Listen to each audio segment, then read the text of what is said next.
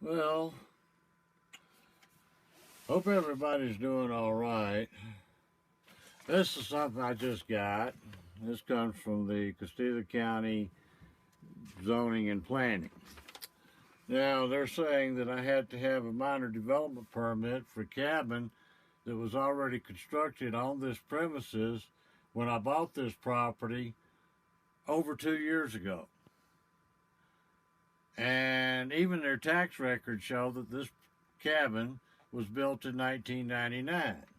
Now they're citing me for other permits and everything else, and I don't know which one of those were passed since 1999, but the federal law makes it illegal to have an ex post facto or de facto law, commonly called grandfathering. So whatever building codes applied when that thing was built in 1999, or I don't know if they're still in effect or what. I'd have to talk to an attorney. But anyway, I was planning on getting out of here and going to Florida soon anyway. But here they are. They're coming busting my chops. I'm a 100% disabled veteran. I'm 65 years old. I've been taking care of myself pretty good all my life. I'm not destitute. I'm not broke. I'm not poor. I just want to be left alone. That's why I bought this property up here. So these idiots and assholes would just stay away. Now the man came on my property without a warrant. I called him to his attention that he'd violated my property lines.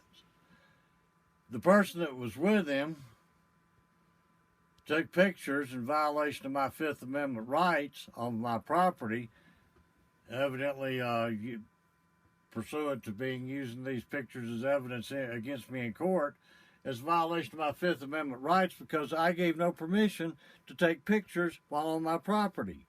They want to take pictures, they can move off my property and take all the pictures they want. I didn't think about it at the time, and it happened so fast. However, should it come to court, I will definitely be bringing that up along with a few other things. Right now, I'm just kind of disillusioned that people can be so absolutely pathetic. This is probably the same person that's sitting down here in a cafe bragging about how he'd thrown people off their property. Excuse me, now law enforcement is supposed to protect the rights of the citizens, not destroy them. That's just not right. Let me look at this paper real quick. So you have a 10-day, you have a warning, and it says you have to get out of here. We all have to get out of here in 10 days. Mm-hmm. Or this warning becomes a citation or a summons for court. No, it doesn't. They said then they will issue. Okay. I don't think it actually becomes a summons for court. I believe that's similar to the language that they're using, that they're telling people. Yeah. Your failure to comply with the requirements, yada, yada, yada, will result in the issuance of a summons and complaint pursuant to section and yada, yada, yada, of the Colorado Revised Statute. However,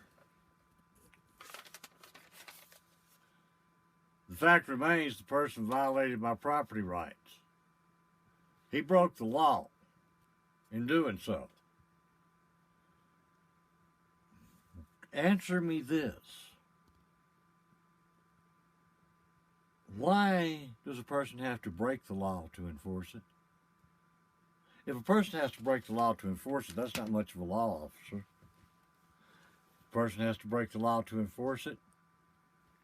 Breaking the law itself is an act of tyranny. Nothing more, nothing less.